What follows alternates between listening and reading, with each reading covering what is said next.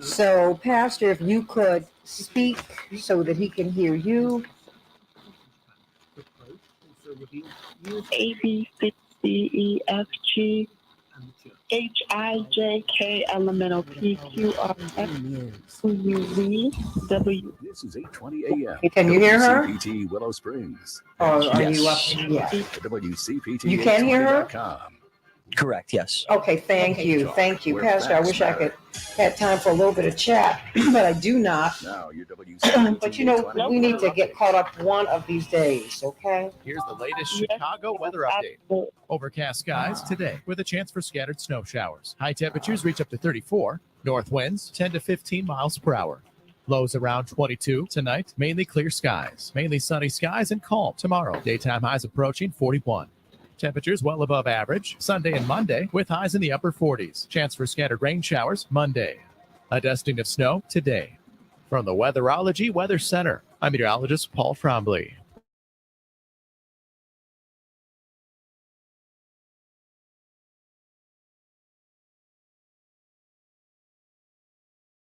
This is a special alert to all Americans in the economy. CarShield is announcing a low-cost month-to-month vehicle protection plan that is now available to the public to save any driver out-of-pocket expenses on future auto repairs. Call now to find out how you can pay almost nothing for covered auto repairs. Yes, you heard that correctly. Pay almost nothing for covered auto repairs. An open phone line has been established for all drivers to call for a free quick quote. Call 800-306-8158 now. Drivers who are covered will not have to pay for covered repairs again. This protection plan is at an all-time low. Additionally, drivers who activate this vehicle protection today will also receive free roadside assistance, free towing, and car rental options at no additional cost. Call us for your free quick quote today. 800-306-8158. That's 800-306-8158. What do you have to lose? Call 800-306-8158. Again, 800-306-8158.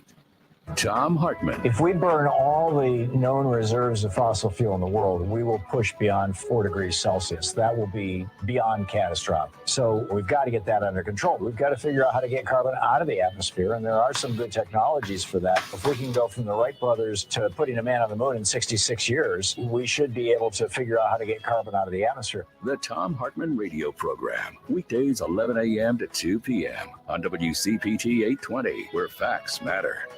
Some people won't give you the real talk on drugs, but it's time we know the facts. Fentanyl is often laced into illicit drugs and used to make fake versions of prescription pills. You can't see it, taste it, or smell it. Suppliers mix fentanyl into their products because it's potent and cheap, and the dealer might not even know. Keep yourself and others safe by knowing the real deal on fentanyl. Get the facts on fentanyl.com. This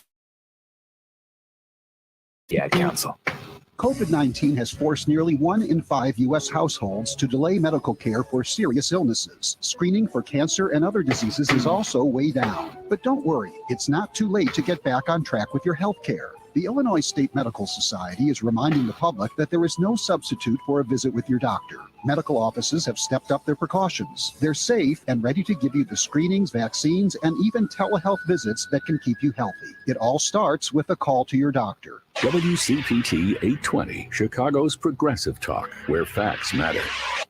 This is a WCPT 820 Heartland Signal News Minute. Well, this is a multi-year overnight success. That's Illinois Governor J.B. Pritzker speaking on MSNBC one night after the Illinois Communities Act. The sale, distribution, and manufacture of high-power assault weapons and large-capacity magazines.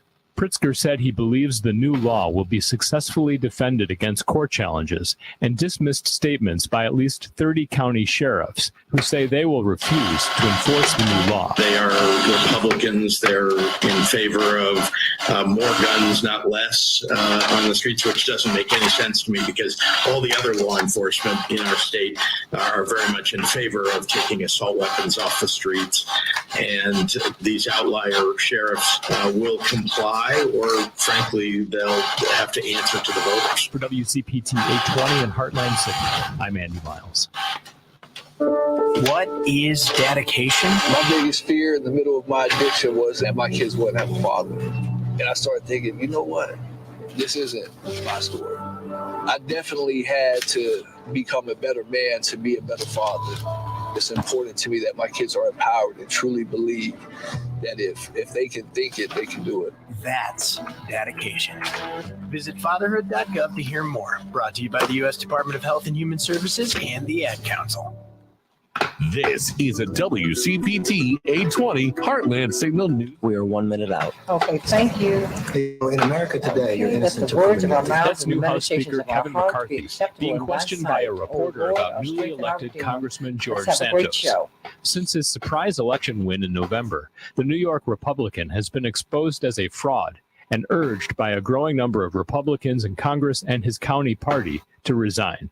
Another freshman congressman from New York, the Democrat Daniel Goldman, recently filed an ethics complaint against Santos and believes that Speaker McCarthy is skating on very thin ice on this one, because if your argument is that you're welcome to be a member of the Republican Party until you're convicted of a crime and you can deceive and defraud the voters of your district in order to get into Congress as long as you escape criminal charges, that's a lot of leeway for a party that is already very anti-democratic. For WCPT 820 and Heartland Signal, I'm Andy Miles.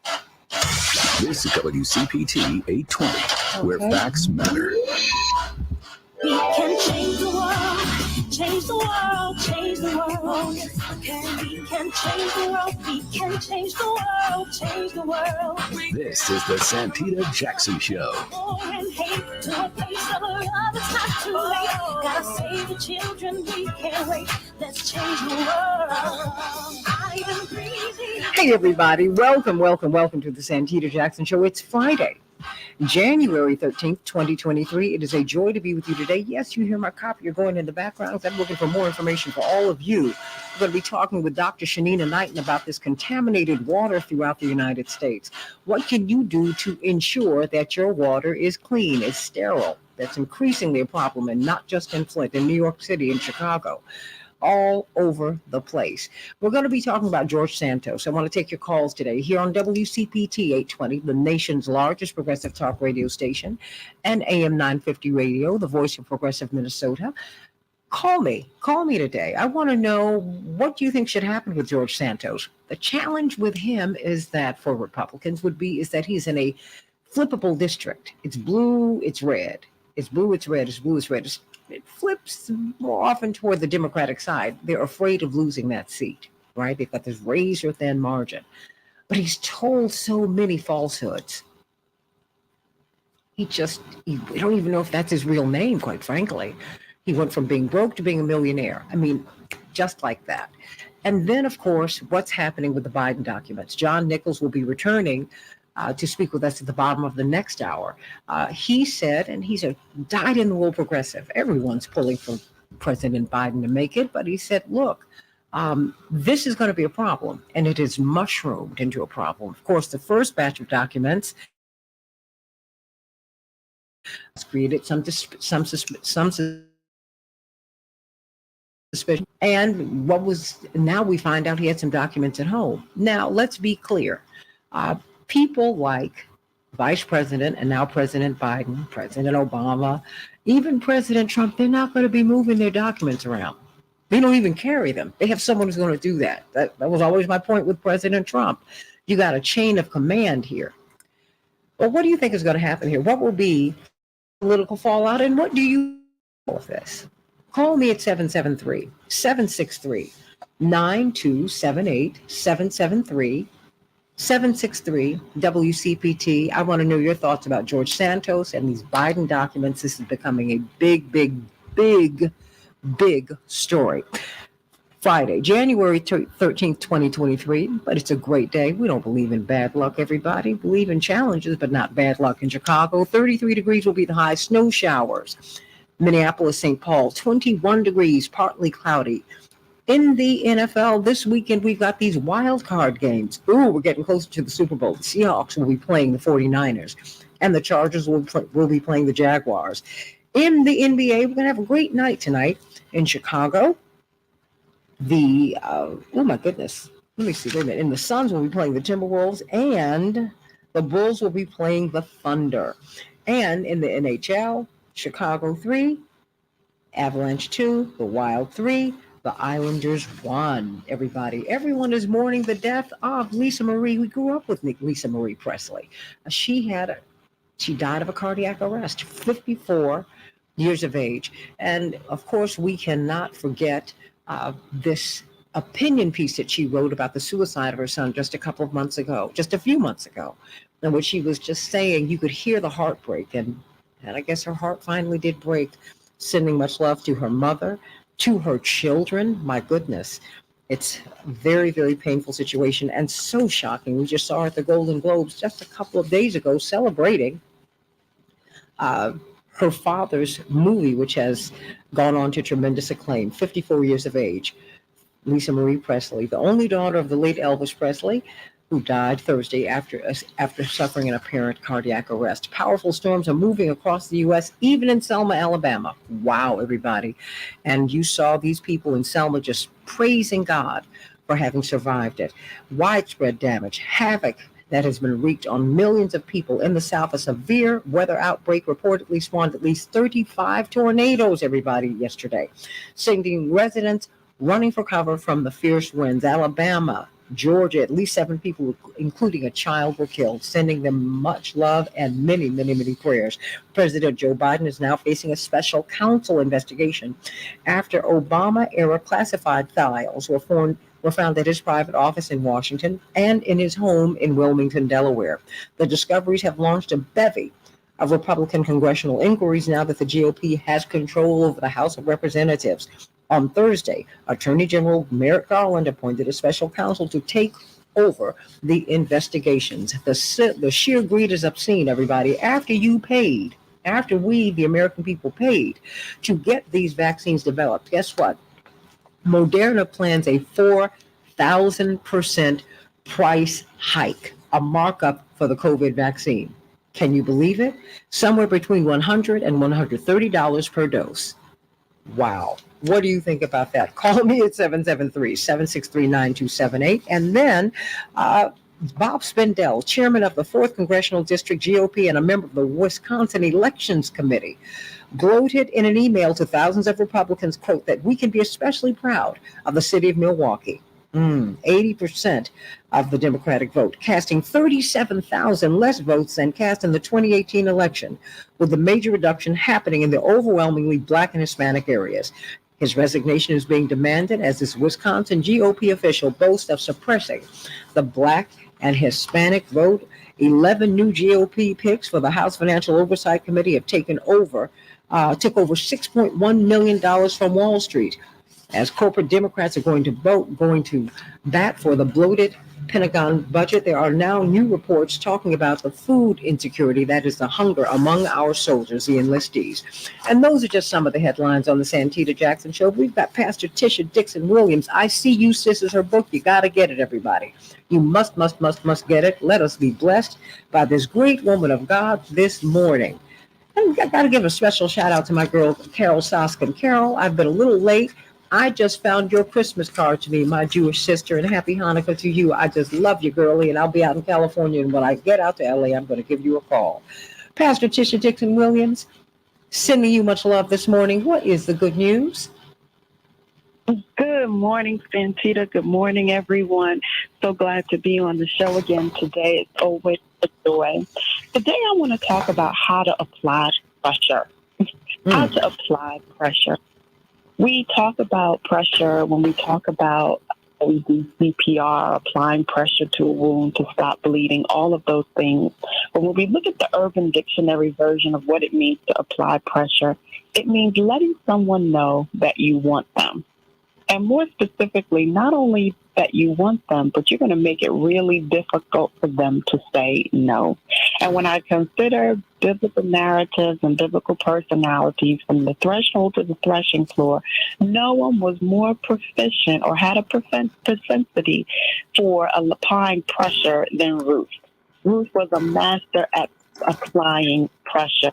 Her extraordinary faithfulness toward her mother-in-law, Naomi, upon her departure for Bethlehem, revealed Ruth's partiality for pressing and persuasion as a pattern that is strewed even beyond the most early pericopes of the text.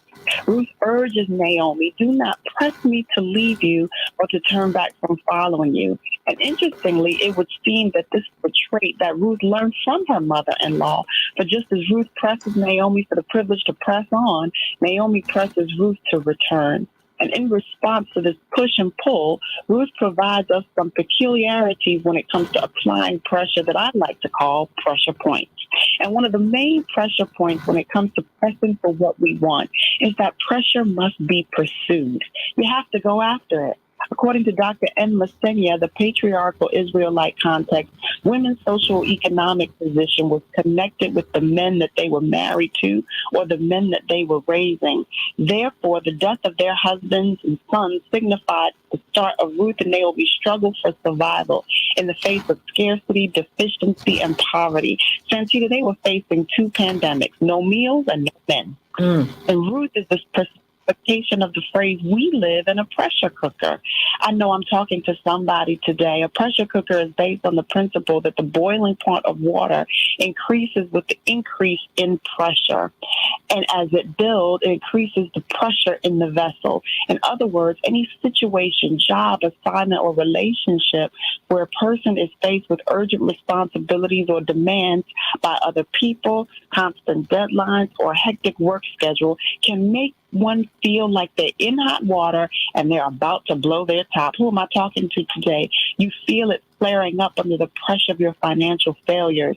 You're about to explode from the pressure of unrealistic expectations. You feel regret. Well, I want to tell somebody, when you come to that pressure point, it's time to pursue a different life. And you don't need anyone else's permission to do it. As it seems in the text, it's almost as if Naomi started walking and Ruth started walking right behind her. She tells them to go back to their mother's house. But we see here that Ruth has already gone the way with her. And so maybe she's thinking, why stop now? Likely that wasn't the plan. Don't miss it. Ruth says, don't press me to leave you or turn back from following you. And yet we never see Ruth seek permission from Naomi. She just starts pursuing Naomi. I've said something here because someone on this line right now is waiting on permission when you just need to start pursuing. You've already got the plan. You already know what to do. You've already created the blueprint. And so the question is, what are you waiting for? You need to start walking. Is there anybody here willing to take the first step? I know it's cliche, but I found it to be true that when you take one step, God will take two. But I'm looking for people who are ready to start walking. You don't need their approval or their appreciation. Start walking. You don't ask for their opinion or their outlook. Start walking.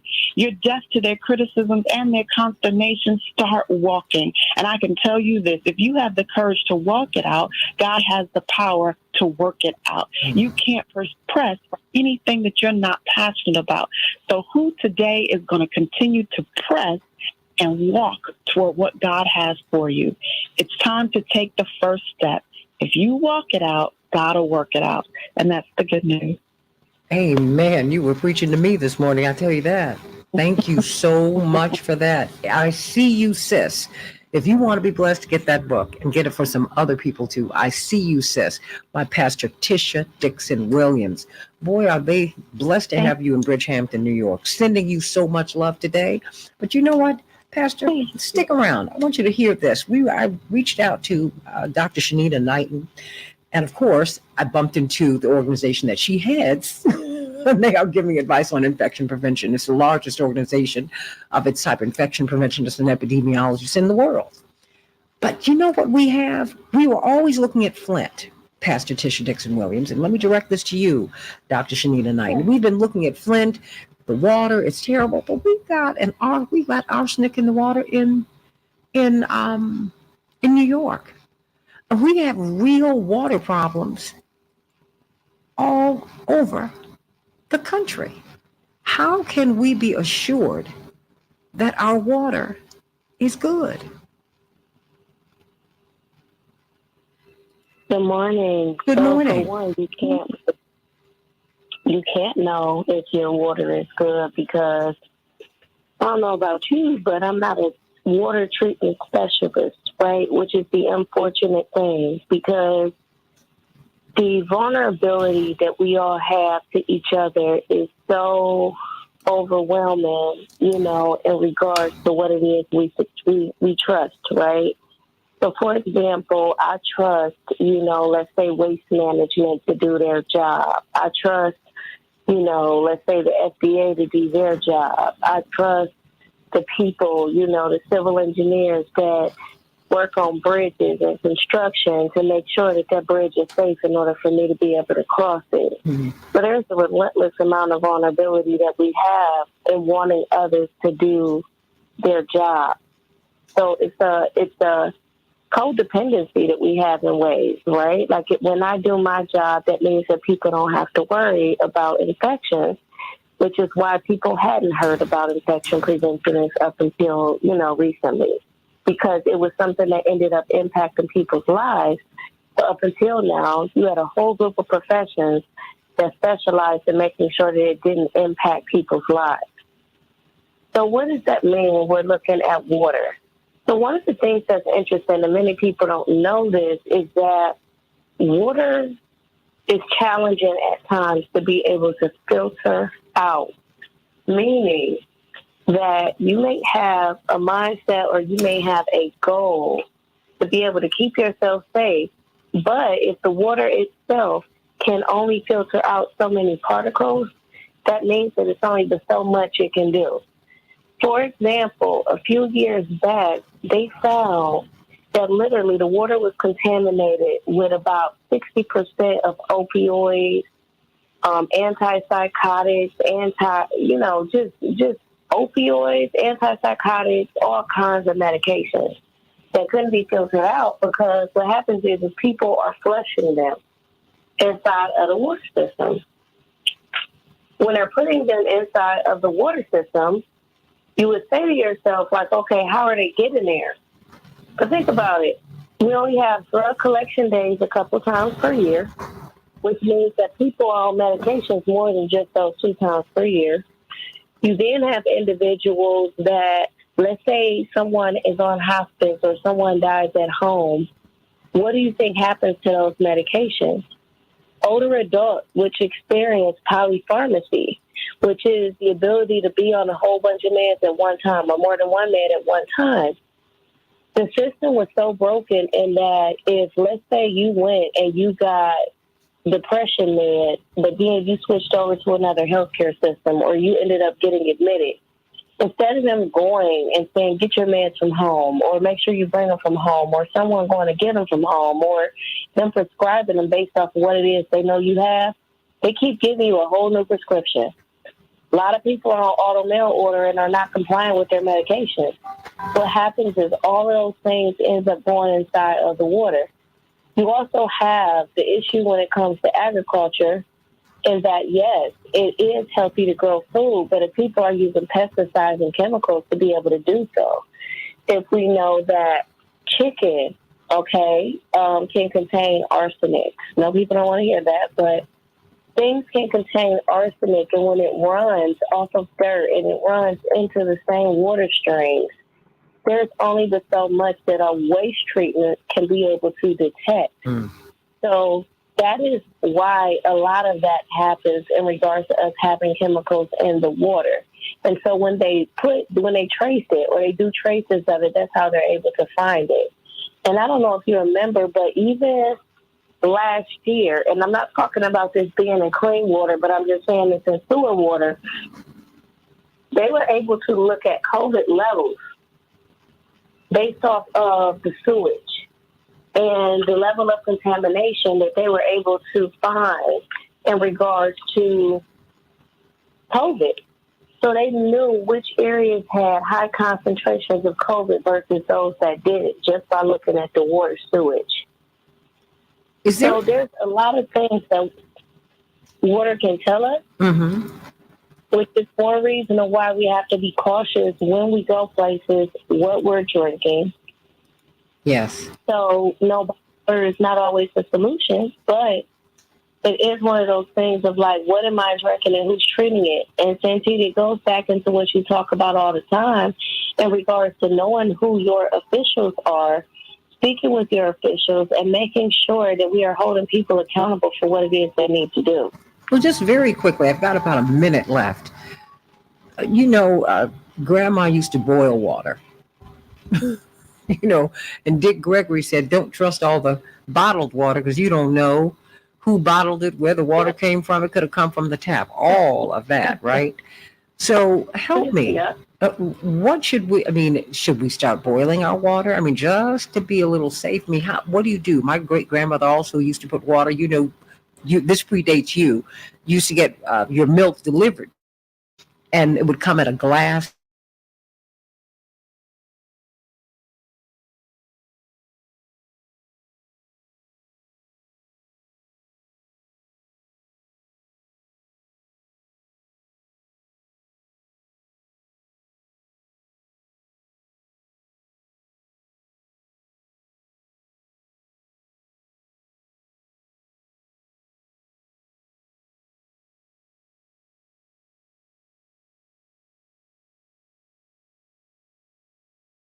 Kill some of those germs, which is helpful.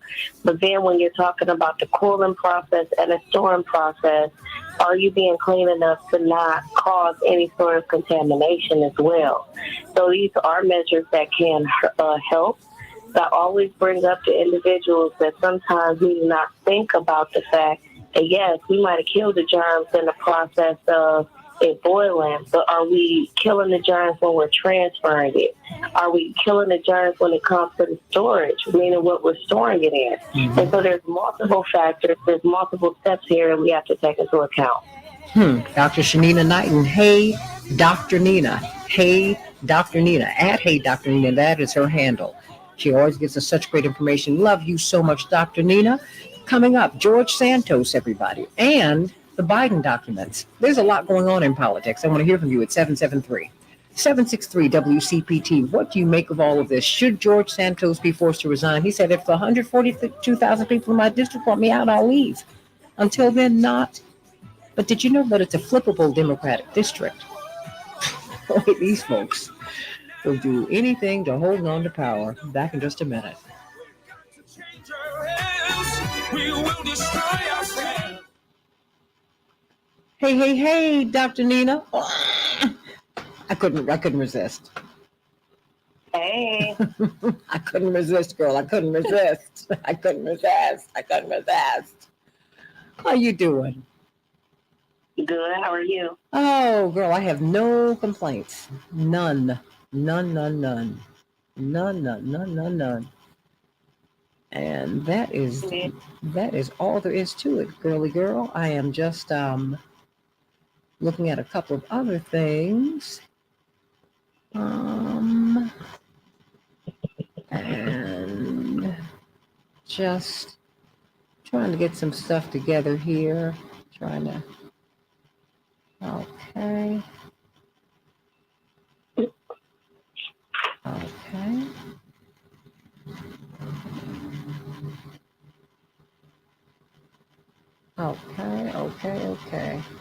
All right. Oh, girl, I've got so much going on here. So let me pull this stuff out. But thank you so much. Because when I saw that, I just keep seeing these stories and I keep thinking about my great grandmother and my grandmother who worked in the hospital. And she was, straight up, she was a germaphobe. But she had seen so much, in the just in the course of working in a hospital. She worked in food services. She would not eat out. I remember she took me to Chick-fil-A once. That's probably why I like Chick-fil-A, because she wouldn't eat out. She was just very, very careful. And she was a vegetarian. She was like, nope, I do. She just felt that the way most people ate was just filthy. Ooh. And she let you know it. So there's that. But okay, got that. All right. Well, yeah, good reason to be able to do so. And it's crazy because so people may be like, oh my gosh, how does Dr. Knighton's job touch water? But waterborne pathogens is a real thing. Oh yeah. And when you think that, we all use and dump all the same water all the time, it's just, whew, it's, and just think about it. Every person ever born is right here on Earth. I guess except for the astronaut who got stuck in space. I mean, it's amazing. Come on, y'all. What is going on? It's like I cannot keep this camera going. It's the darndest thing. But could you all just stay with me? I'm becoming an engineer. Yep. Boy, I got to stay on top of this all the time. So anyway, but thank you so much, honey bun. I am going to, we're going to make this hard pivot and see who else is with me right now.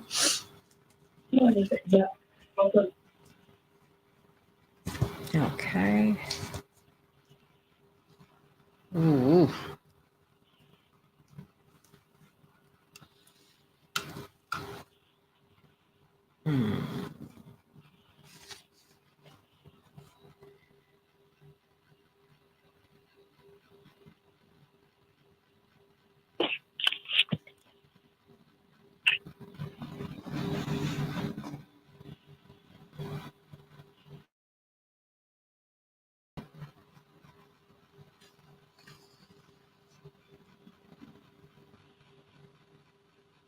Mm-hmm.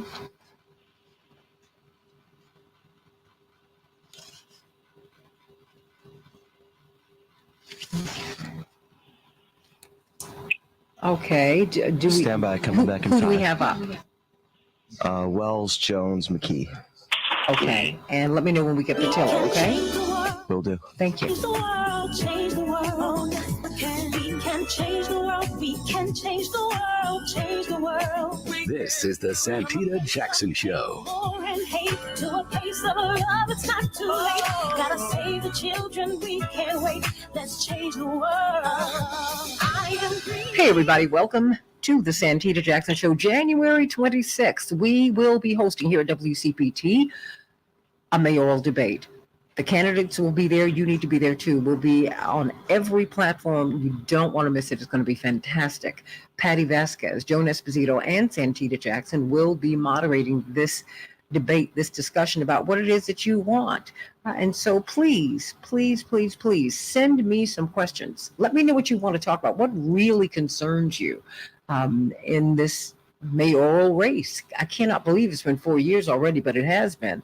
And we need to know what you want to know. Reach out to me, everybody, on the Santita Jackson and Friends Facebook page and on the Santita Jackson Show YouTube channel. And please be there right now. Sending my love to Chris Keys, generally in South Africa, my favorite Morehouse man, but he is stateside, I think, for a hot second today. Of course, tell everybody about us when you get back home to South Africa, my dear beloved brother. Everybody, before we bring up Shapiro Wells and you get these these vittles for Super Bowl and Valentine's Day and all of that.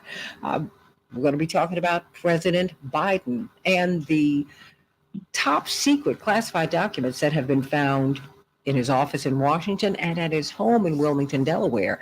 Even John Nichols said, this is not good. So I want to know what your thoughts are. Call me at 773-763-9278. And I'm just throwing something else at you, George Santos.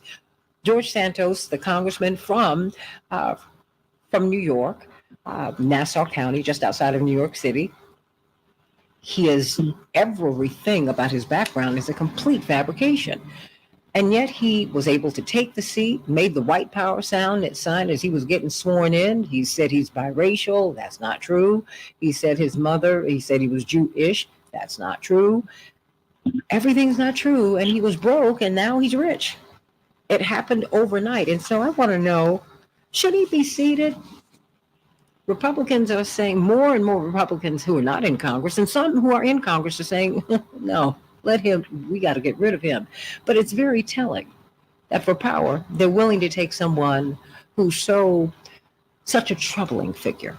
So call me at 773-763-9278, 773-763-WCPT. Chappelle Wells, we're coming up on the Super Bowl. We've got the wild card games this weekend, and Super Bowl is almost here. Rihanna is ready to perform for the first time in years and years and years. Then people get their vittles from you. Celebrations by us. Yes, celebrations by us is up and ready to take your Super Bowl orders as well as also your everyday orders. So don't hesitate to give us a call, 708-526-4546, 708-526-4546. We can handle your greens, your green beans, your mozzarella, your mac and cheese, your wings, your sliders, your smothered chicken, your smothered beef. Whatever it is that you need, we can handle it all. So give us a call at 708-526-4546, 708-526-4546. We look forward to serving you. Thank you so much, Santita. Blessings to you, Chappelle. Let's get right to it, everybody.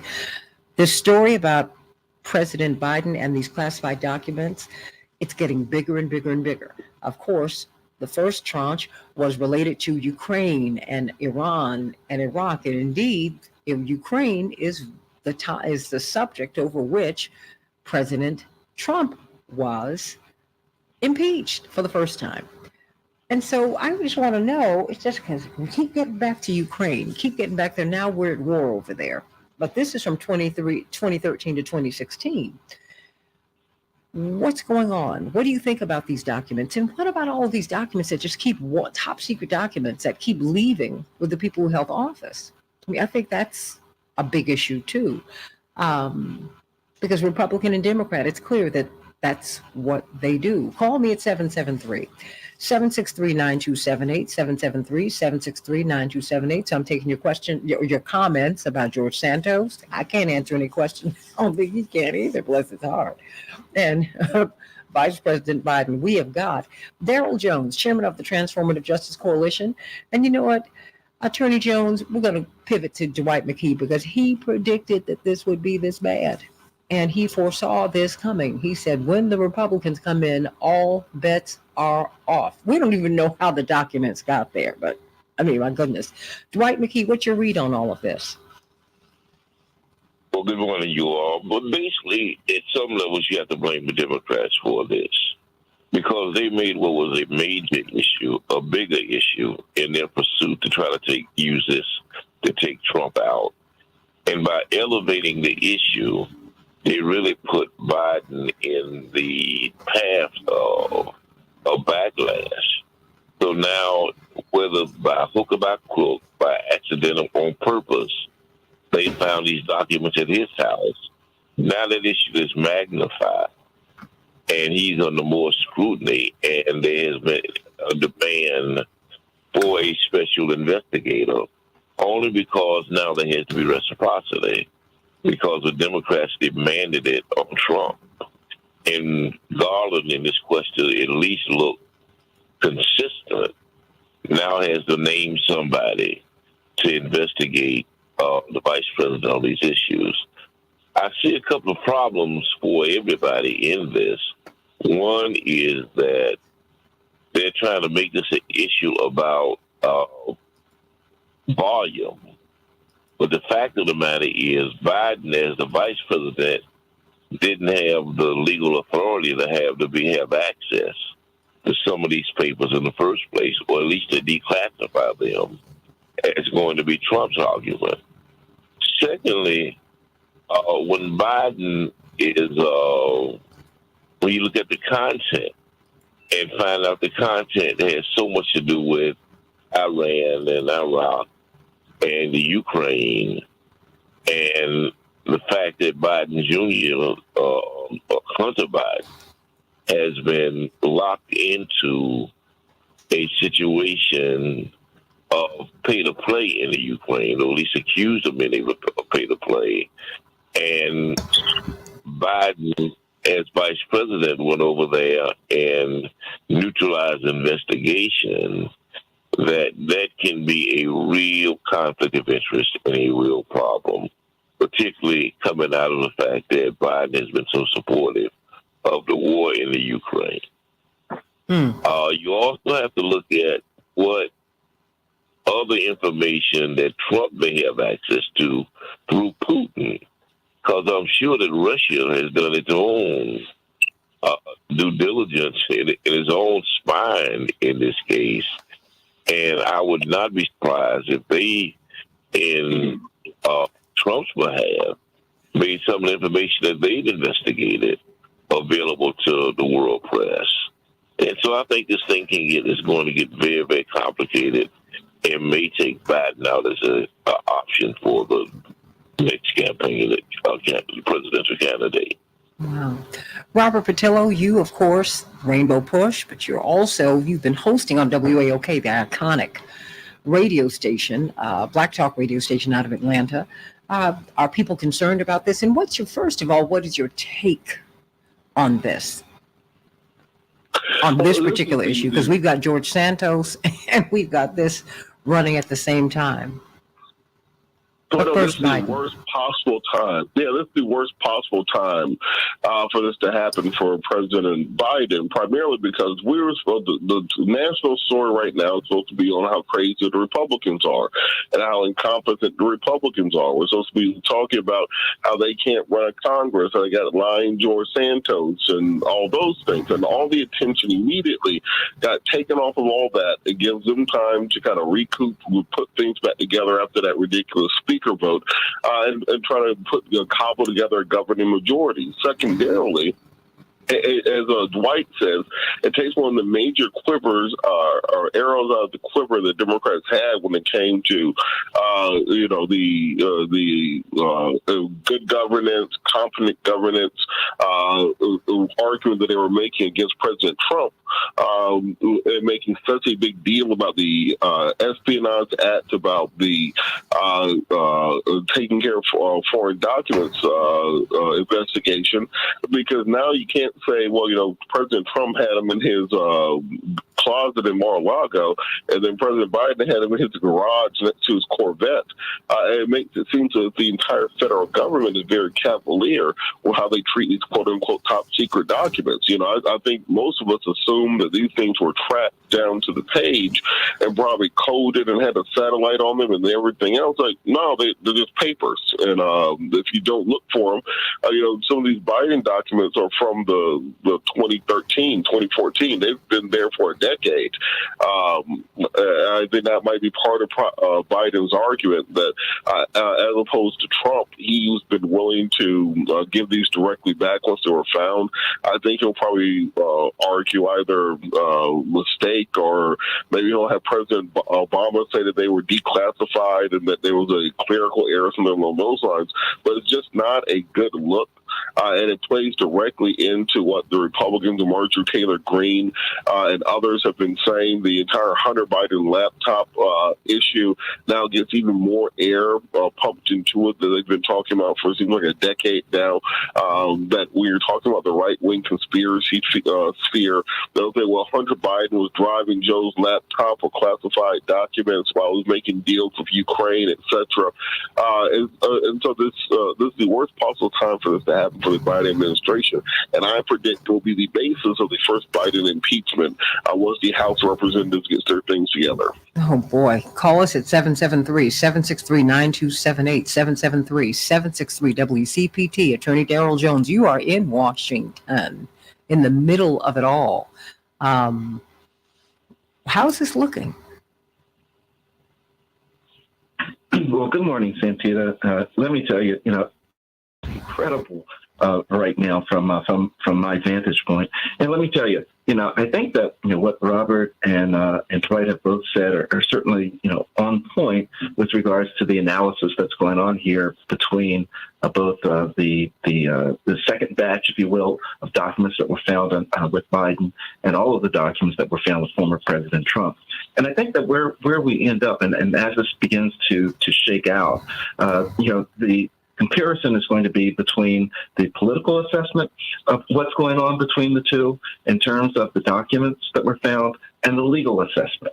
If we look at the legal assessment of this, if we're looking just strictly right now at President Biden, I think that what we see on the legal assessment is that at best we have documents that were located on 2 occasions, and it's questionable as to whether they knew about both batches when they were revealing batch 1 or not.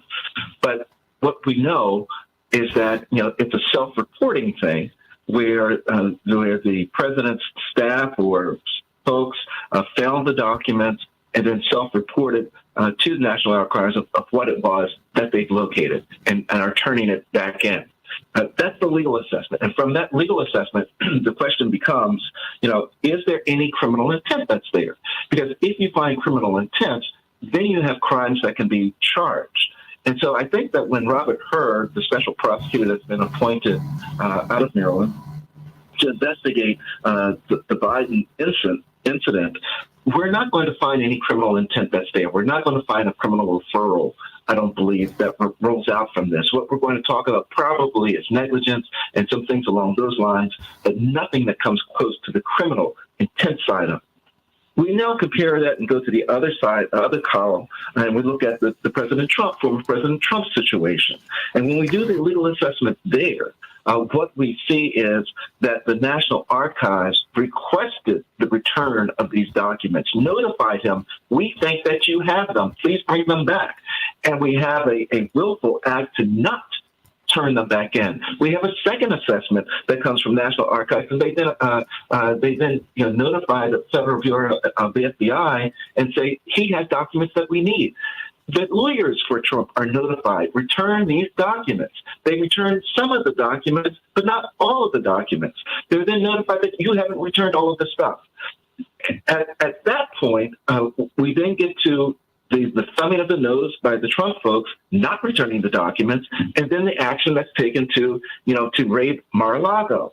Well, that's a whole different set of circumstances when we're looking at this legal assessment, because now we know that that what you're doing is illegal, that now you're intentionally saying, I ain't following the law, I understand what I'm supposed to do. So that's when we get closer on the legal assessment to saying that former President Trump will be charged or indicted, if you will, for some of the crimes that he's committed with regards to these documents. I don't believe that same assessment applies to former President Biden. That's the legal assessment. And then, as Dwight McKee, I certainly would tell you, the political assessment of this is a completely different ballgame, because now we're talking about how the public perceives what's going on, how the parties use the information, how the weaponization of the House of Representatives can now take this nugget and try to run with it to make it appear much larger than what it is with regards to the Biden search, the first and the second, and go into it saying, he knew about the second batch of documents, but didn't want to tell you. So does that mean that he now is going into this criminal realm? Because he knew about it, he wasn't going to tell anybody about it until he was forced to, because he saw the weaponization coming out and we were going to expose it. So there are a lot of issues that are out there. I think I agree with Dwight wholly, where this truly weakens President Biden in running for any type of reelection in this point. Oof, what do you think, everybody? 773-763-9278. 773-763-9278. Ashley King, it's wonderful hearing your voice this morning from down there in Memphis, Tennessee. How you doing, Ashley? I'm doing great. How about everyone else? Oh, great hearing your voice. What's on your mind today? I think the entire thing about the President of the United States, the sitting President of the United States, having top secret documents in his possession or not in his possession, however you want to say it. I think it's kind of silly. He's the President of the United States. He's reporting, his people are reporting documents that they think that he probably shouldn't have and giving them to the archive. It's two separate things. I mean, Trump was the former President of the United States who led an insurrection. But hold on, Ashley. Hold on, Ashley. They both took the documents out as vice president and president. It's the same thing. Same thing. I mean, and mind you, I said at the top of the show, I don't see former President Trump, then Vice President Biden, or President Biden walking around carrying documents. I don't see them doing that. I can see them directing. I want you to take this, this, or this. And sometimes, your most trusted staffers will do that too. I think that we have to make sure that the playing field and the judgment field, if you will, Ashley, is even. One of my great concerns, Ashley, and I'd like to know what you think, is how these top secret documents get taken out of the secured spaces where they're supposed to be viewed. I mean, I don't care who it is. That to me is unsettling. Ashley? Well, I'm not sure about how classified documents are supposed to be handled and all that. Oh, no, you're supposed to be in a secure spot. Hold on, stay right there. Robert? Evidently, that's not the case. Well, I know it's not happening, but that's the way it's I'm just saying that's the way it's supposed to happen. And when it doesn't happen that way, that's a problem. So it seems to me that we've got some holes that we've got to plug up in our government. Stay right there, Ashley. Robert, what say you? Well, there are foreign spies and operatives in every level of American government. Every room that you've ever been into in Washington, D.C. has a spy in it. Every meeting you've been to in the Capitol, every time you've gotten a cup of coffee, there's a spy there from another foreign nation. So because of this, these documents are supposed to be held in these areas called SCIFs, these very secured areas where you have key card access in and out, facial identification, just to look at some of these documents. So the idea that they're being handled in such a way where these Biden documents have been in his house for damn near 10 years. The Trump documents, they literally had boxes and boxes of them just laying out in the closet. So the question is, if these things are this easy to walk out there, imagine the stuff that China is walking out with on a daily basis or taking pictures on. Think about those spy movies from the 1960s where they had to descend into the room through an air vent on a rope and take a picture with a little micro camera, all that stuff. Now you just put it into a parallel book bag and walk out the door, and that's all that happens. And I think that we really have to take a assessment of our national security in this country, because it's that easy for these documents to go missing on accident. Imagine the intentional actors of well-played foreign operatives, because it makes sense how the rest of the world is catching up so quickly technologically if we're not securing any of our top secret information. I mean, think of Jonathan Pollard. He's been the most damaging spy in our history, and he's been let go. I mean, I'm just wondering, wait a minute. I mean, Ashley, where do you think this is going, Ashley? Got 1 minute for you. Ashley, you still there? Oh, I wanted you to engage. Dwight, where do you think this is going to go? You said vengeance was coming with the Republicans being onboarded into power in the House of Representatives. It's all on some kind of content, Santita. It's going to be when they figure out why he had those specific documents. It's going to be the major issue. And once if they are able to tie those documents into the investigation of Carter Biden and the money he took out of the Ukraine, being on boards of directors for companies that he had no understanding of, the function of the companies, and the conflict of interest. Ashley is back. And the fact that when they tried to investigate him, his father, as vice president, went over to the Ukraine and demanded that the investigator be fired to not bring Hunter into that investigation. That's what I think the real problem is going to be, is that, and how much then is his support of the Ukraine in this war a follow-up of the fact that they did, in fact, stop that investigation.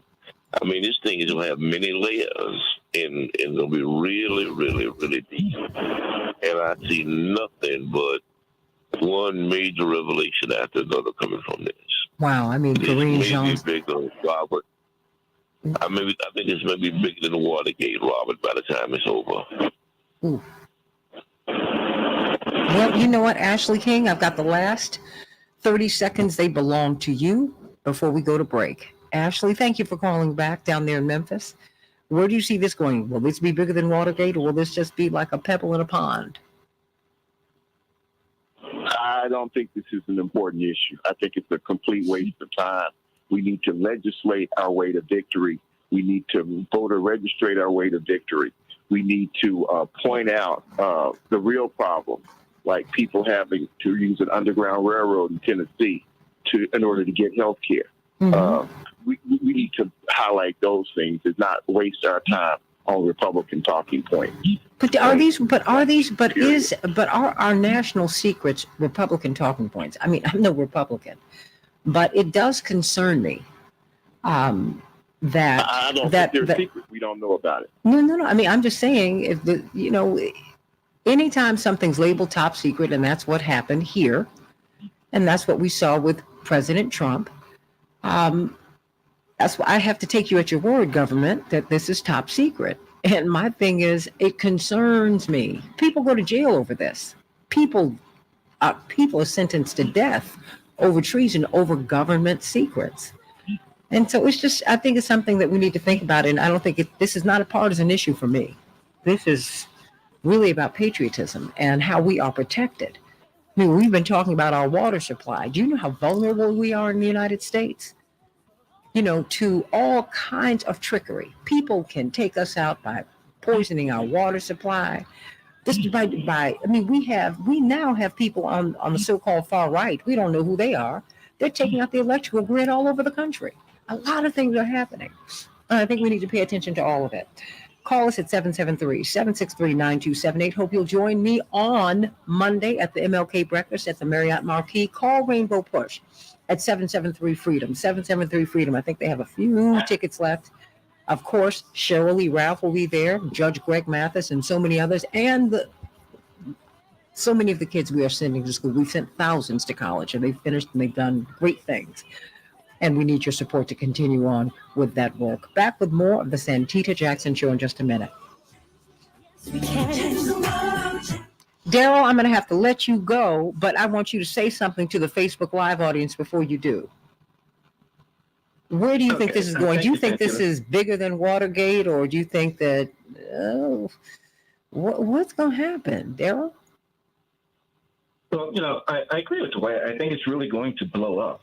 And part of the reason that it's going to blow up is because, we have the House of Representatives that now has the investigative ability, and they're going to do all that they can to try to hurt and bring down and damage and scar President Biden. And now they have that carrot. They have a kernel. They have a nugget that they're going to be able to start running with. And I think that as their investigation continues, the smallest kernel that they can find, they're going to try to make it blow up and make it appear much larger than perhaps what it is. So I do believe that you're going to see a lot of information that's going to start to flow, and you're going to see an intensified investigation that's going on that is going to be handled by the House of Representatives. And we've got to remember that the head of the House of Representatives is a Trump loyalist, and Kevin McCarthy, and he's proven that to himself. And you have other Trump loyalists that are there, so they're going to do everything they can to have Biden blood in the water to try to help their guy look better, as well as to bring President Biden down and make him weaken for this election that's upcoming. So I look for all hands to be on deck for them, and them to do everything they can to weaken. Well, beyond the Democratic-Republican fight, are you not concerned that it seems like people are playing loosey-goosey with these top secret documents? They're not as secured as they ought to be, Attorney Jones. It just that's concerning to me too.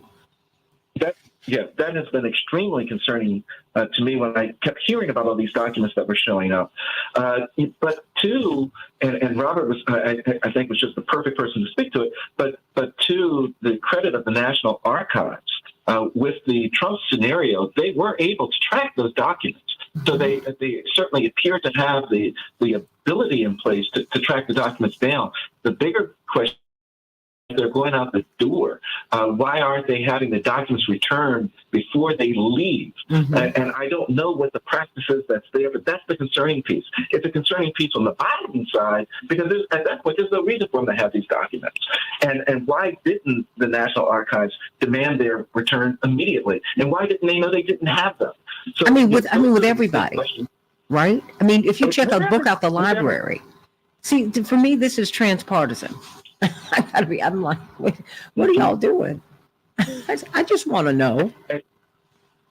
And your analysis is exactly what I used on another show that I was on, Santita. I said, as a kid, I can remember checking books out of the library and not returning them on time, and you get notice. Right, bring the book back. Years later, I didn't return it. Now, and you owe a fine. And you owe a fine. Right. But we can do it for our public libraries. This is national secret stuff. This is national security stuff. We've got to have something that's in place that's similar to that. So, that's very concerning to me. Absolutely. Blessings to you. Of course, you can hear him. I wish you were on radio more, but if you're on the radio every day of the week, then I probably wouldn't get you all day. I don't want to be selfish. But of course, on WOL every Tuesday at 12 noon, you can catch Attorney Darrell Jones with Attorney Barbara Arnwine. They have a magnificent show, but we need to see more of him on television. Tell people on MSNBC and CNN and Fox that you want to see him on TV. He's handsome, brilliant. Get him on there. Come on now. What is this? That's what I'm talking about. So, and now I'm blushing. Thank you so much, Santita. Oh, and blushing, Kenosha, my sweet. That's right. I got to Washington. I didn't see him yet, so that's all right, everybody. But we know we're going to make it happen. I got all the way to Washington, and I didn't even see him. It was in the same room, everybody. Didn't even see him. Same room, but that's all right. I'm not going to complain too loudly. Sending you much love. Thank you so much, Darrell Jones. Sure. Thank you. Have a great show, and I'll be listening in. Please do. Okay, all my contrarians. Jim Narakis, how are you? I'm doing very well. How are you doing? I am doing great. And Attorney Mark Fancher, how are you? I'm doing just fine. Thank you. Good morning. If I haven't had a chance to wish you and Dwight McKee and Attorney Robert Patillo and you, Mr. Narakis, and you, Attorney Fancher, a happy new year, please accept those warm feelings from me, sending you all much, much, much love. Everybody call us at 773-763-9278. I hope to see you at the Push Excel breakfast, the MLK breakfast, at the Marriott Marquis here in Chicago. You don't want to miss it. It's going to be great. Of course, the co-chairs of Push Excel, Dr. Julianne Malveaux and Judge Greg Mathis, they will be there. Emmy Award winner, just history maker, Cheryl Lee Ralph will be there. It's going to be a wonderful, wonderful event, and you are going to see where your money goes. We send scores of kids to school every year and get them through school and then get them jobs after. That's right. We've paid for thousands to go to college. And so this is part of the legacy of Rainbow Push, and we do hope that you'll be with us on Monday at 8 a.m. Dwight and I will be down there. Hope that you will too. Call us at 773-FREEDOM, 773-FREEDOM, and meet us there. And then January 26th here on WCPT, we are going to have a mayoral debate. Yep.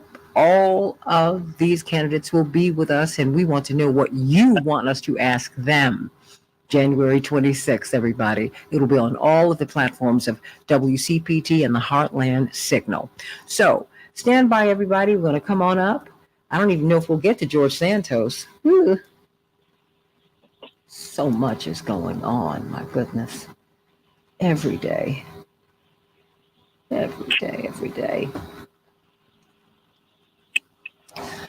Okay, gentlemen, let me hear you. Mark Fancher. Coming back in 30 seconds. You just want a sound check? Yep. 1, 2, 3, 4. Okay. Narakis. And I'm right here. Okay. Dwight. Right here. Robert. Is Robert still there? I'm here. Oh, okay, fantastic. I'm here. Coming up.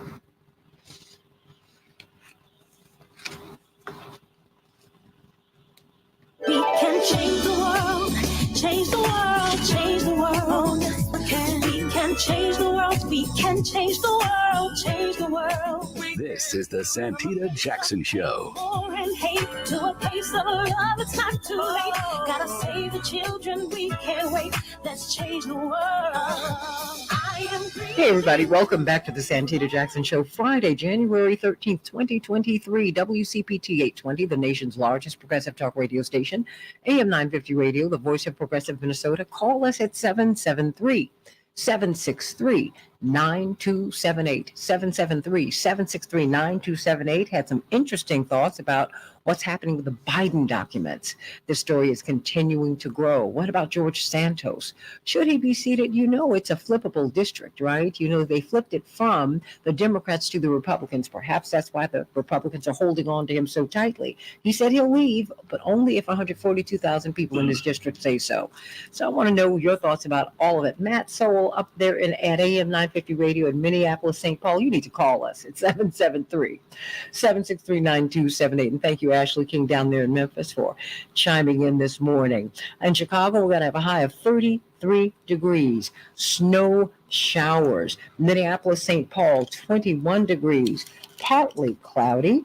In the NFL, well, we're going to have the wild card series this weekend. Seahawks versus the 49ers. The Chargers versus the Jaguars. Getting ready for the Super Bowl, everybody. In the NBA, the Suns will be playing the Timberwolves tonight. The Thunder will be playing the Bulls. In the NHL, Chicago 3, the Avalanche 2, the Wild 3, the Islanders 1. Severe weather, even down in historic Selma, Alabama, has killed at least 7 people. These powerful storms are moving across the U.S., leaving widespread damage and wreaking havoc on millions of people, particularly in Alabama and Georgia. And the floods in California have left a trail of destruction in that state as well.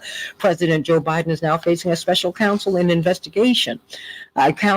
Facing a special counsel investigation from his Obama-era classified files that were found in his private office in Washington and his home in Delaware. We're going to be talking about that in just a few minutes, everybody. Tax filing season will begin on January 23rd. The IRS announced on Thursday, but there are still several months to get your documents in order. The official due date is April 18th this year. Food prices in the U.S. remain stubbornly high, but some are seeing some easing. But people saying those eggs are out of control, everybody. The December food at home prices increased 0.2% from the month before, according to the data released. But people are telling me that it's just, I know how much how much they've risen. And Lisa Marie Presley, wow, the only daughter of the late Elvis Presley, the former wife of, among others, the king of pop, Michael Jackson, died Thursday after suffering an apparent cardiac arrest. She was just 54 years of age. We all grew up with her. God bless her. And her family released a statement. Priscilla Presley, her mother, and the Presley family are shocked and devastated by the tragic death of their beloved Lisa Marie. Of course, she's been having a difficult time coping with the suicide of her son a couple of years ago. Just wrote a very touching op-ed piece about that, and so we pray that she has peace. She did pass away from a broken heart, everybody. The sheer greed is obscene. Moderna, that's right, the vaccine, Moderna, they are planning to raise the markup for the COVID vaccine by 4,000%, $100 to $130 a dose, after you, the taxpayer, paid for it. You can't make this stuff up. Those are just some of the headlines on the Santita Jackson Show. Everybody, I want you to get your financial freedom, get your financial house in order, and you can do that with Team Hochberg.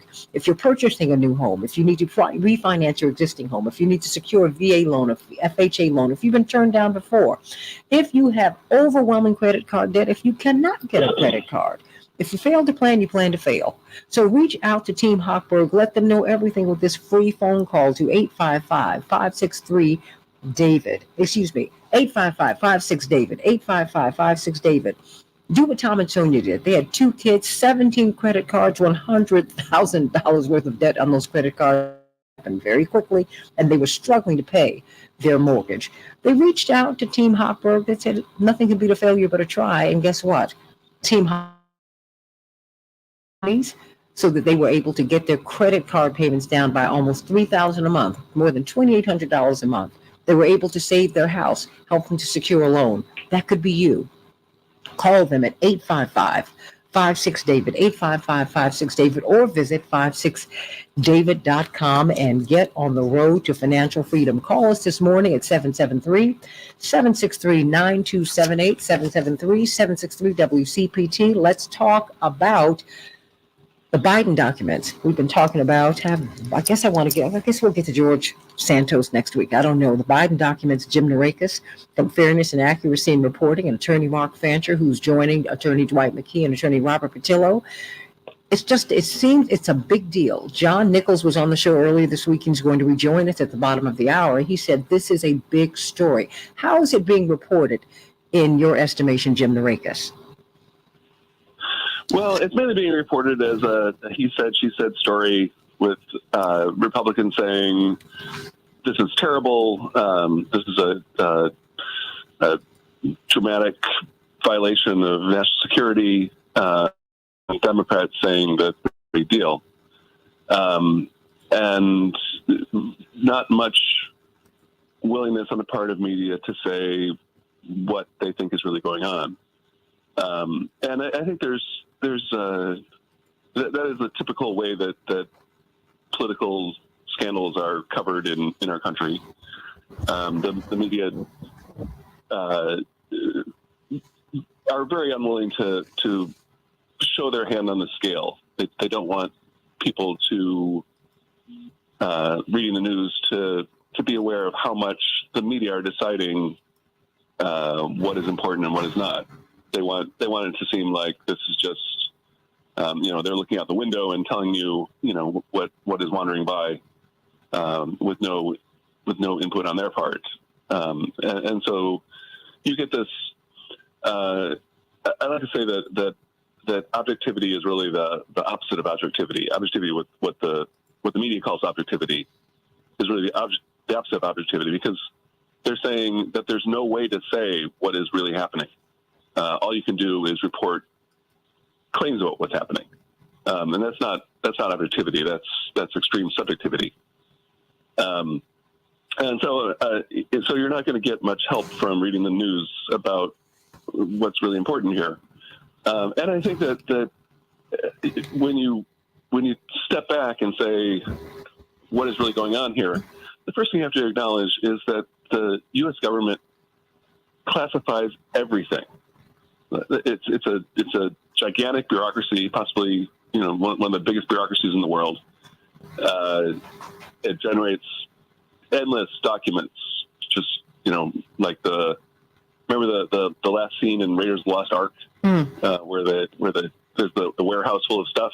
That's what the U.S. government generates is paper upon paper upon paper, and if it has anything to do with the outside world, they're going to classify it. They're going to say this is secret, because the impulse of government is to not want people looking over their shoulder, not wanting the public to know what they're doing. And so routinely, if you make a document,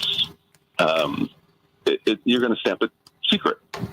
And there's a whole range of levels of secrecy that you can give something. And I think that, in the popular mind, you can have an idea from like James Bond, where like there's a document, and if this falls into the wrong hands, it's going to be a disaster because it's got the secret plans that show how you can invade the United States through the back door, Mm-hmm. And they're the United States doesn't have a back door. There's not a secret plan. If the Russians or the Chinese or the Belgians found it, the United States could be brought to its knees. The Russians know what the U.S. military is and what it does, and that's by design, so that people who are your military adversaries, don't do things because they know that there's a military there that will stop them. I think it's instructive to think about Chelsea Manning, who I personally consider a hero, because she revealed all the secrets that she had access to as a low level Army personnel, which was some 750,000 documents that she was able to download and share to WikiLeaks, because she was aware that what was going on in Iraq and Afghanistan at the time was not what was being reported in the media, that the public did not know the extent of the war crimes that were going on in these wars that were being fought in our name. And so she just downloaded everything she could and got it out to the public. And first of all, the fact that someone who is, a random clerk in Iraq has access to 750,000 secret documents shows that these secret documents are not particularly, they're not protected. The crown jewels. It's a huge number of documents for any one person to be able to access, and to think of people like to say that you can keep it a secret as long as only one person knows it, right? The secrets that basically anyone in the U.S. Army has access to are not particularly secret. These are things that you are keeping secret from the public rather than secrets that you're keeping from the enemy. And after they were published, the U.S. military was understandably very angry. The whole national security apparatus was very angry, and they did extensive research in trying to find some problem that they could pin on Chelsea Manning, looking to see some damage that had been done that they could point to and say, see, this person was hurt as a result of, we were trying to keep these secrets. Chelsea Manning betrayed us, and as a result, and they came up blank. They couldn't find the person that they could point to who was hurt as a result of these secrets being let out. And that's because these secrets were not being kept because it would be dangerous to let them out. They were being kept because it was convenient for the U.S. military to have a law that says you can't look at what we're doing. But Jim, hold on, because you can't look over our shoulder. We play games with all of these secrets. Look at Valerie Plame and Joseph Wilson. May he rest in peace. I mean, Scooter Libby, the chief of staff for the vice president of the United States, outed her as a spy. Who does that? Right. I mean, I'm just saying that we're not playing the game by one set of rules. For me, this is not a Democratic issue. This is not a Republican issue. This is an American issue. This is. There's a system of how you're supposed to keep documents, and people who have signed a document saying I'm going to take care of the documents that I see. They ought to be respecting that agreement. And the problem with Mar-a-Lago and the hundreds of documents that were lying around in with the pool supplies is not that the Ayatollah is going to be snooping around and picking up documents and being like, aha, now I'm going to turn off the secret spy satellites that protects the United States. The problem with Mar-a-Lago is that this is government property. He was told to return it, and he basically said, "Sure, screw you." That's what's going on in Mar-a-Lago. It's not that the United States is in grave danger because of things with a stamp that says top secret on them might be fall into the hands of the enemy. Well, hold on a moment. The problem is that you're right. I mean, but I think that there's also a problem that these documents can get out of the secured spaces. It's like, wait a minute, what's going on here? And we're not. I don't see us. I see people getting hurt. Only heaven knows who was hurt or who was killed behind Scooter Libby's outing of Valerie Plame. And we can just keep on going. and then Jonathan Pollard, who's been the most dangerous spy to ever spy upon America, he's free. Like, are you serious right now? I mean, I don't understand that. I do not get it. Mark Fancher, your thoughts? Well, I think that there should be no such thing as classified documents. All of it should be declassified, and it should all be available to everybody. Biden should be able to have it. Trump should be able to have it. I should be able to have it in my house. Because historically, the documents that are classified that mean anything are generally trying to hide activities by the government that are in many ways very harmful to people and to countries and to communities and to nations that have historically been powerless. These are secret plots and plans for how to undermine economies of poor and struggling nations. These are secrets about how to assassinate and take out a leader. These are secrets even about concealing the identities of CIA agents. And the CIA is an international criminal enterprise, and I'd like to know every last agent and who they are. I want to know all of that. And to the extent that anybody is concerned about national security, Jesus said, make friends with your accusers. If we can't govern as a country in a way that prevents people around the world from hating us and trying to undermine us and attack us, then we need to rethink how we govern and how we interact with the international community. We need to rethink how we relate to people. Most countries, most communities, most even terrorist cells are not going to target the United States if the United States is in the business of building up the rest of the world, of supporting the rest of the world, of respecting the human rights of people around the world, of establishing the United States as a friend and a global neighbor of everybody on the planet. And we need to figure out how to do that, and to do it without having to keep secrets, and to govern in a way that's truly transparent and democratic. So I got no problem with declassifying everything. I think they should be. Dwight McKee, your thoughts? Well, again, he's right on the point, Mark, as he usually is.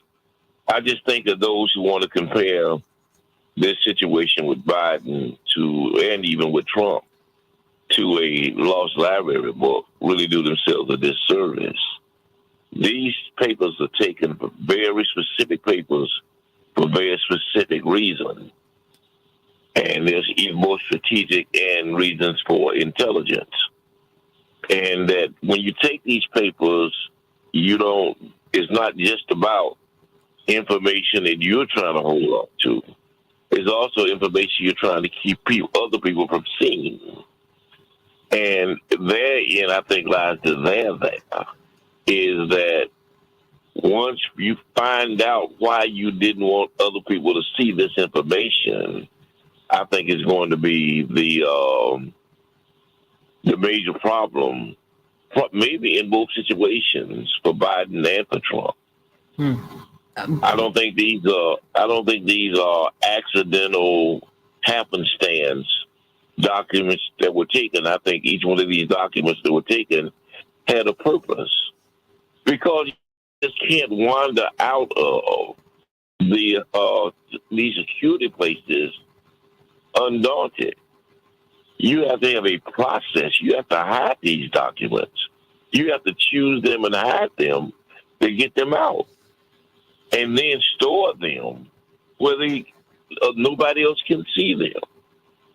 All of these are done strategically with great reason, with great strategy. And I think that once you find out what the motive was for taking these particular papers, I think is where the rubber's going to hit the road. Robert Patillo, I've got about 1 minute before we go to break.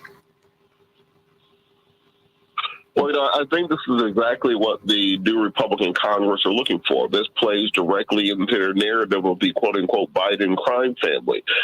Given the content that we know thus far, dealing with Ukraine back during the beginnings of the Russian invasion of Crimea in 2014, the overthrow of the previous dictator, the later institution of of the current Volodymyr Zelensky now, the unlimited funds that America is sending there, the Burisma deal, this brings all that back up. And if you don't think there'll be congressional hearings on this by the beginning of the week, you don't understand what the goals of this Republican Congress are. And I think this will be the basis of their first impeachment of President Biden. We'll have to see going forward what that will look like and what that will mean for the future of his presidential run potentially in 2024. Well, what do you think it's going to mean? Do you see the Republicans going forward with this and keeping George Santos seated? Robert? Absolutely. We put on a radio show when the Santos story broke. He is politically untouchable because given the slim majority that Kevin McCarthy has in the House, he's never going to demand that George Santos step down for a seat that will go to a Democrat. So at least for this term until the re-election, George Santos ain't going nowhere because he has the support of the speaker behind him. Unbelievable, everybody. What do you think about that? We've got John Nichols coming up to join this fantastic panel. What do you think, everybody? What do you think? I mean, Ashley King said, you know what? This is not the point.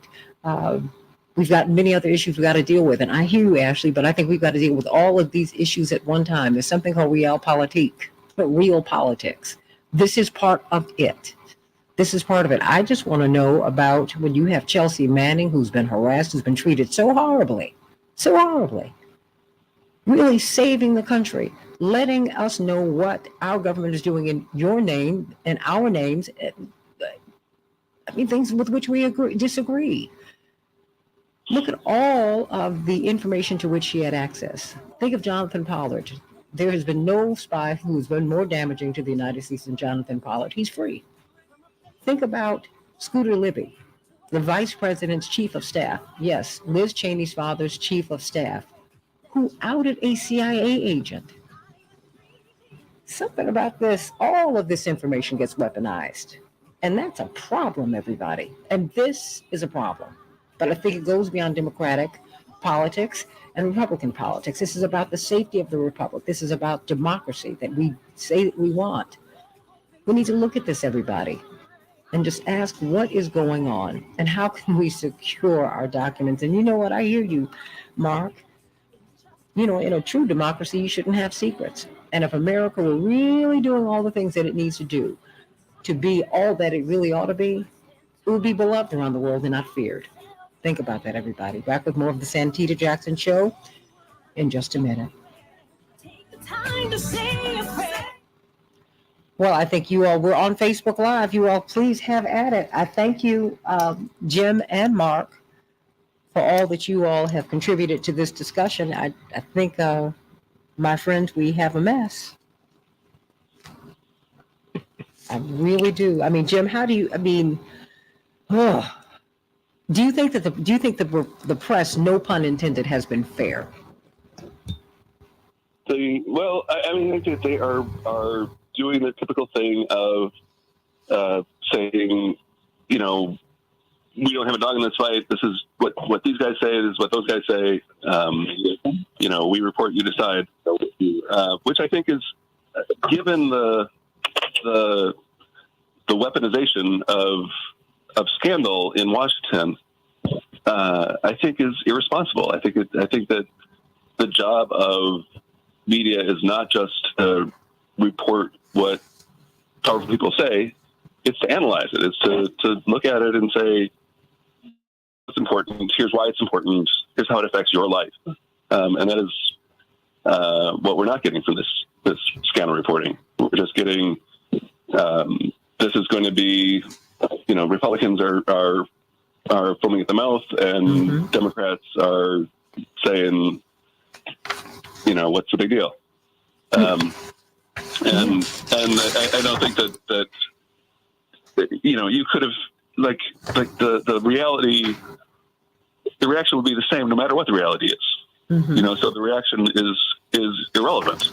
You know, obviously Republicans are going to say that whatever Biden does is, you know, the worst thing since the bubonic plague.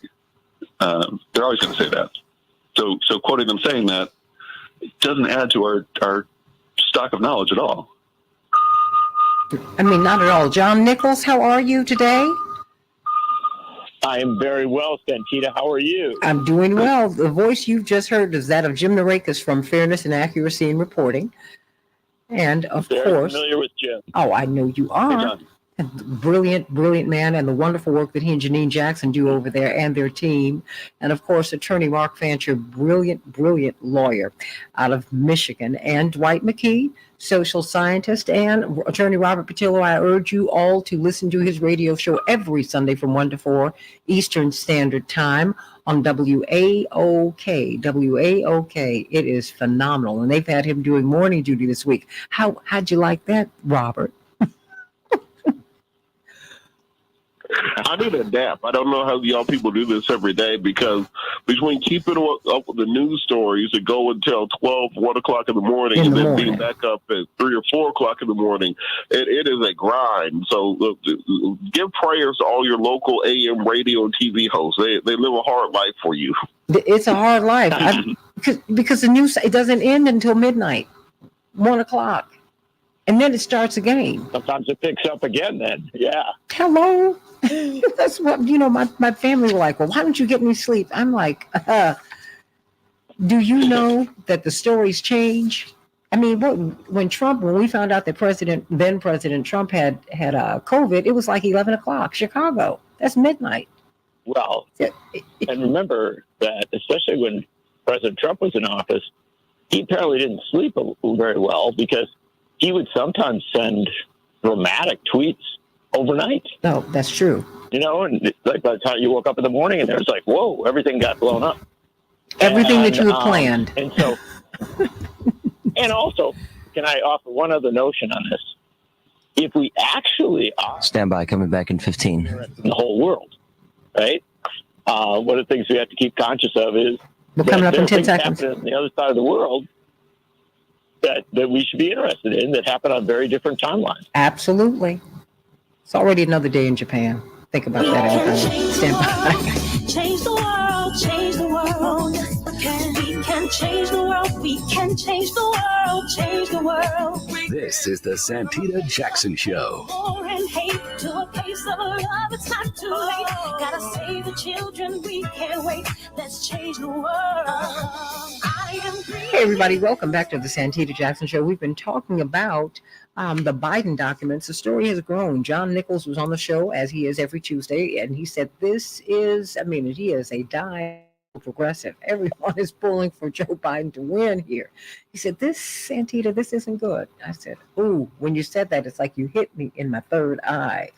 Ooh, in the middle of my forehead. I said, no, don't say that. Don't say that. But it's a growing story. But I think that there are concerns that go beyond party. And I hope that we can grow up in our politics so that we can look beyond party and look at, just how we weaponize information, and how we're not necessarily being well served by the media. Jim Narakis from Fairness and Accuracy in Reporting was helping us to see some of that. Dwight McKee, social scientist, attorney Robert Patillo, attorney Mark Fancher. But let me turn to you as I open this up to talk to everybody on the panel. But you said when the story was fresh, when it was new, John Nichols, national correspondent for The Nation magazine, you said, and I'm pulling for Biden to win. This doesn't look good. Why did it not look good to you initially, and what does it look like to you now? Sure. I mean, look, I'm simply with everything that's being said here, and agree with this, the need to not just report what's going on, but analyze, sort it out, figure out what is correct, what is not, what is a lie, what is the truth, if you can do that, but then the nuances there within. And why I think this is problematic is that, of course, a very big deal was made about the documents that Donald Trump had, right? So Americans are conscious of the importance of not taking official documents out of their proper chain of command, out of their proper space. And what you have here is a situation where Americans, even if the press is reporting on it, in a better way than usual, right? Even if it's doing a good job, who are saying, oh, wow, here's something that we didn't think was good when Trump did it. Now Biden's done it. So, of course, that's where it becomes challenging, just in the area of perception. And also, frankly, look, we will see what all comes out. As I've said throughout this, you have to figure out what's in these documents, how important they are, how relevant they are, what we ought to think about it. That's the caution I give. And it's a basic concept that, and maybe, not every side plays fair, but the basic concept is that if you've got standards, it's important to apply them, right? And it's important to hold to them, whether the party in power is a party you like or whether it's a party you dislike, whether it's an ideology you like or dislike. So then let's get to the core of the matter here. This is, and it appears to be an ongoing challenge, right? You're finding bits and pieces of paper in different places that shouldn't be where they're supposed to be. It needs to be sorted out, right? Figure out what all's there, how important it is. And this is where I would strongly agree with some of what Jim has been saying here, because I heard a little bit as I was coming in. This is a point where we have to be smart consumers of media, right? We have to look at the information we're getting and ask ourselves, okay, is that just the top line? Is that saying, okay, both these guys had pieces of paper? What's the nuance of it? What goes beyond it? And I will tell you, frankly, this is going to be a real challenge for a lot of our media. It always is. And it's not something to avoid. It's something to go into, right? To go deeper into it. Ask all the questions, look at the details, look at the information you've got, and sort it out. Because if not, then my expectation is this will continue to be driven from a media standpoint by congressional committees, right? You'll have people on Capitol Hill who are, amplifying this at an incredibly high level, and the Biden administration may say, oh, well, but that's not the case. Here's the detail, here's the information. But it'll continue to be this sort of ongoing, quote unquote scandal. And the last thing I would say about it is this, that I think is important. If indeed it turns out that what Biden's done is very minor, right? That it really was just a mistake, like a couple pieces of paper that shouldn't have been here or should have been there or whatever. The challenge we've got is that what Trump did, which appears to be far more significant, a far bigger deal, might be diminished in the midst of all this, right? And so one of the reasons to sort this out and get to the bottom of everything and get as much clarity as you can is so that you have clarity about the more serious actions of Donald Trump. So it's not just about Joe Biden. It's also about what Trump did and putting these things in perspective. What are you hearing from your callers and listeners, Robert Patillo? Because you've been on mornings on WAOK all week as well. Are people paying attention to this story, or are they just saying, yeah? This is one of those stories that's going to have to pick up steam, I think, with the regular Americans. I think right now the price of eggs is a bigger concern to your average American. I think that particularly going into this new year where there's been so much political upheaval and turmoil, if you look on the international stage, it just looks silly. The president of Peru was just deposed and then arrested. There's uprisings in the street. In Brazil, Bolsonaro's on the run, hiding out in Orlando, Florida, while they're going through their own January 6th. There's a lot of bigger stories out there, but we can't downplay this because if you look at the Clinton impeachment, for example, it started off as an investigation into a land deal. If you look at Nixon, it started off as this listening in during re-election campaign, etc. These things have a way of gaining legs and finding gaining their own wings and kind of getting out before themselves. So I think as Republicans now, the reason it's the worst time that could happen for Biden is that now Republicans have the gavel, and Marjorie Taylor Greene is going to be in charge of investigating this, and there's going to be hearings, and there's going to be investigations, and millions of dollars put behind trying to make a connection between these documents and Hunter Biden's laptop. And if there's any connection there, well, then that's going to be the entire story of the summer going forward. So it's nothing to poo-poo at. It's going to take a while for it to pick up. Dwight McKee, where do you see this turning? Do you see this? You've been saying that you think that this is going to turn into something bigger. Oh yeah, and I think all the guys are directly on point with it. I think again we're dealing with the process rather than the content, and this is going to come down to content. Why did he take these documents and none other? What was his purposes and how do they connect with his own personal interest to have his information protected?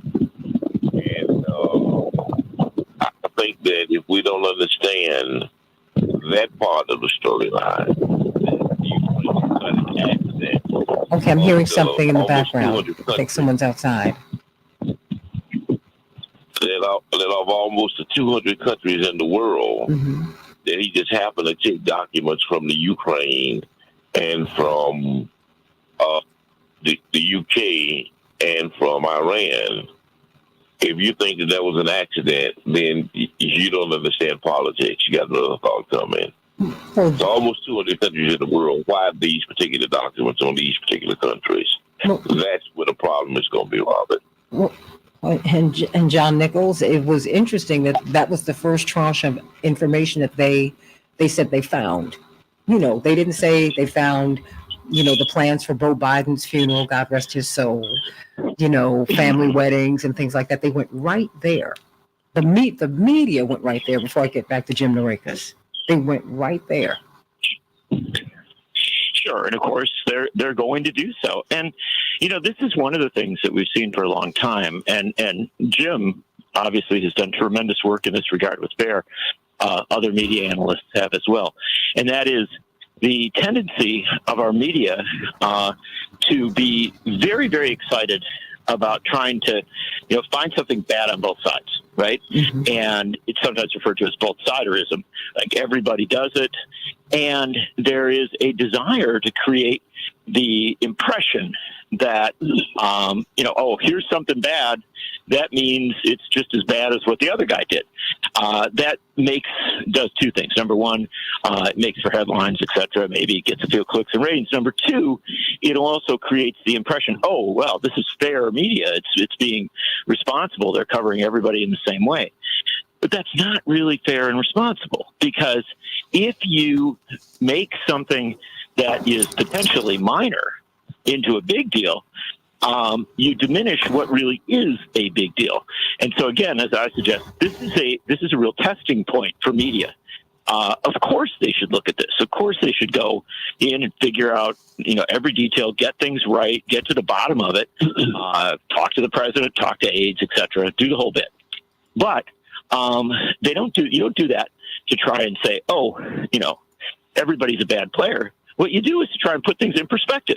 And that's really one of the things that we are losing increasingly in media in America. And that is the sense of perspective. And the loss of that sense of perspective feeds a cynicism that actually can be, you know, very undermining of democracy. It makes people think, oh, I can't trust anybody. And so this is going to be a challenging time. Again, I think we go to the bottom of it, find out every detail, figure out what's right, what's wrong. My sense is that at this point, there is a huge difference between what you're hearing about what President Biden did and what former President Trump did. But it is media's responsibility to get that right. And I will tell you, for much of our media, that'll be a challenge. Jim Narakas, will this be a challenge? Where do you expect the media to go with this? Will they engage in both siderism? Everybody does this. Well, I mean, to an extent, that is true. But will we ever get at what are the real issues? How should the media be handling all of this? Well, I think that the media, they have a sort of cult of secrecy because it is very much to their advantage for the top media outlets to act as though there were vital secrets that are being held at the top of the government. Because to be a top reporter means that you know the top people at the top of the pyramid, and you have their ear. They have your ear, and they will whisper to you the super secret thing, and you can publish it in your newspaper or on your website, and you show that you are an insider because you know the secrets that other people don't have, and that's what you get paid for.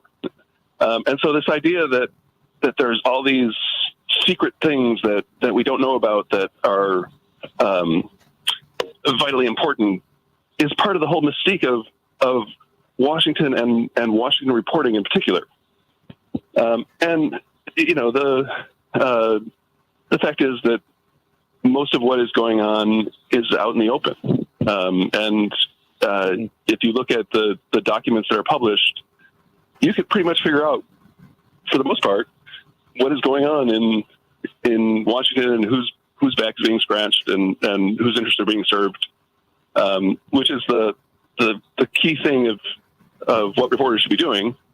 You don't need to have access to secrets for the vast bulk of that important reporting.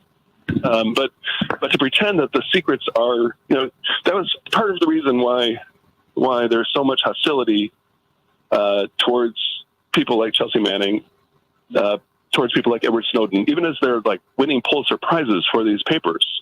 You still have the Washington Post calling for Edward Snowden to be put in prison, the guy who won a Pulitzer Prize, is because they are sort of tearing the curtain away and saying these secrets that are treated as so important, the things that our top reporters are dribbling out in little bite-sized pieces to you. They really, there's not a vital necessity to keep these things hidden from the public. You are the ones that are being kept in the dark by secrecy, not some enemy that we have to hide our vital plans from. We're hiding, you know, to the extent that secrecy does serve a purpose, it's to protect the government from democracy. You know what? Santita. Yes. Sorry. Sure. Go ahead. If I could just jump in to back up something that Jim is saying here that's really important. I.F. Stone, the great investigative reporter, yes, back in the 1950s, for a variety of reasons, he didn't have a lot of security clearances. And yet he broke some of the biggest stories of that era. Stories about, you know, what the tobacco companies were doing, stories about what the government was doing in all sorts of really, you know, nefarious ways. He didn't do it by finding state secrets. He did it by going through the actual records. He literally would go over to the archives, to other places, and just read through what was available to any citizen, but that most citizens don't have the time to review. And so what Jim's getting at here is a really important part of the job of journalism. The job of journalism isn't to, like, you know, always to be waiting for some, you know, official player to give you a secret document, a so-called secret document, which they want you to have because they think it will benefit them politically. The biggest, most important thing I think that journalists do is to look on a daily basis for all of that information that affects a great mass of people. And often that's not stuff that people of either political party is running around peddling. It's stuff that is maybe a little bit hard to find because it's buried in all the paperwork. But as you find it, it reveals, of course, the roots of economic and social and racial injustice, of environmental devastation, of a military-industrial complex that does, you know, horribly destructive things.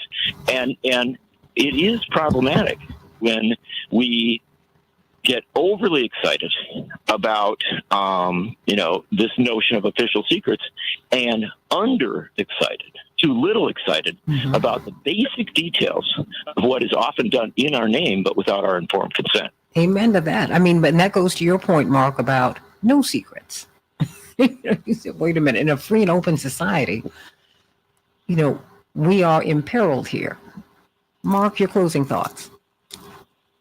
Yeah, no, I agree with that, and I think that the real critical issue is one that Dwight McKee has raised, and that is why these documents. You know, in Trump's case and Biden's case, I don't think either of them just sort of randomly said, "Oh, I like the packaging on this one. I like the color of paper on this one. Let me take it."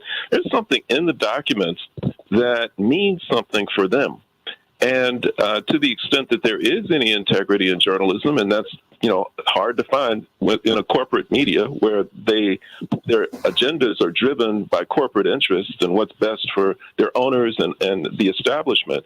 But to the extent that there is any integrity, that's the story that needs to be pursued.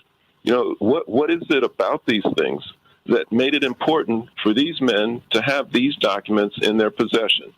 And they should hone in on that. They should get to the root of it, and they should let the rest of us know about it. And in the meantime, as I said, I think everything should just be declassified. And if that scares government, if that scares people about the implications of it, then they need to just change their ways. A true democracy should never be afraid to let the world know what it's doing. I'm going to get closing thoughts. Sorry. No, Jim, go on. That Donald Trump. Sorry. No need to apologize. I'm just going around getting closing thoughts. Your point. Yeah, I know. Sure. Jim. Oh, I was just going to say that the idea that Donald Trump knows what these hundreds of documents say and is keeping them for a particular reason is giving a lot of credit to Donald Trump. Donald Trump famously would not listen to his morning briefings from the CIA because he found it boring. And the CIA had to put in nice things that foreign people said about Donald Trump into the briefing in order to get him to pay attention to it. He has no idea what these documents are. He just had some stuff that he got from the government, and it made him feel like a big man because he had secret stuff from the government, and he didn't want to give it back. That's the story of Mar-a-Lago. With Joe Biden, because there's virtually everything that you read in the government that is connected to foreign policy is deemed top secret. Some of the documents that he had were classified. When some turned up, he turned them in. He could have shredded them if he wanted to, and no one would have ever heard about them. But he turned them in because that was what the rules said you're supposed to do. And it is really not very different from returning a library book. Sure, but somebody should have known that these documents were missing, I guess, with all of them. and some hay should have been raised. But closing thoughts from you. 1 minute, Robert Patillo. Well, I think the biggest thing that I think is going to come up also is the timing issue. That is the first batch of documents. They were able to find those before the midterm elections, and no one said anything until January. With these other documents that were in Biden's garage, how long did he know they were there? And why is it when the Trump documents came out, he didn't come out and say, oh, well, I got some documents at home also? Where the Bidens are trying to make the argument that, well, President Biden turned his over immediately. He investigated them immediately, followed the right protocols immediately. Well, that's kind of undermined by the fact that some of these have been in his possession since 2013 and 2014. So I think it's going to continue to spread and metastasize. I think Republicans are going to take the ball and run right now because this is the best news that could have ever happened to them, coming out of the speaker fight, coming out of George Santos, coming out of their inability to run the federal government. This finally changed the subject. Dwight McKee, 1 minute. Donald Trump didn't read library books. Come on, y'all. I mean, he has a specific interest in these papers for specific reasons because he was trying to control the world government. And this information was tangible information in his pursuit of running the world. Biden was trying to protect his family in a situation that he had to overthrow a government to protect his son. These are not random documents. In that library book, to compare them to going in the library, taking Ben-Hur is absurd. Closing thought from you, John Nichols. You got it. My thought is that what we entered into is a period where we are being reminded that an immense amount of documentation, immense amount of information is labeled secret or official, off the record, whatever stamp they put on it.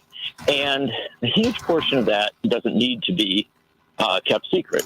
Some of it maybe does. And what we need as a country is a much better standard that clarifies who has access to information, when you can take it, when you cannot, and a good tracking system. Look, we live in a society where really track everything we do on the computer. They can look at every email we send or whatever. And it's somewhat absurd that the federal government says, "Oh, but we don't know where these documents are." Mm-hmm. It is time to revisit this all and figure out how to have a smart, fair system, so that we don't end up in situations where we have all of this speculation and all of this uncertainty about who has what and why they have it. My love to my whole panel. See you at the MLK breakfast on Monday morning at 8 a.m. at the Marriott Marquis. And January 26th, the mayoral debate right here on WCPT. Please, everybody, it's going to be on all the platforms. And we will be, we'll have all of the candidates. You don't want to miss it. I love you, everybody. I'll see you on Keep Up Alive with Reverend Jesse Jackson, 7 to 9 a.m. Central Standard Time on Sunday on iHeartRadio. God bless you, everybody. Have a great day. Thank you, panel. I love you. Love y'all. Thank you, Paul, for a great show. Bye-bye. Thank you.